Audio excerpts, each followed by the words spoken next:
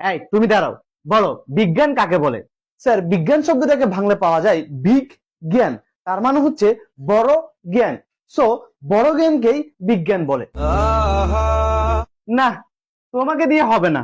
এই তুমি দাঁড়াও, বলো পৃথিবী আর চাঁদের মধ্যবর্তী দূরত্ব কত? Sir, 4 bench. 4 বেঞ্চ মানে? স্যার, 4 বেঞ্চ আগে আপনার মেয়ে বসে আছে। আপনার মেয়ে হচ্ছে চাঁদ, আর আমি আপনার মেয়ের পৃথিবী। দোস্ত, এসব বলিস না, গুনাহ হবে। স্যার, এখানে আমার একটা কোশ্চেন ছিল, মানুষ যদি চাঁদে বসবাস শুরু করে তাহলে তারা কি দেখে ঈদ পালন করবে?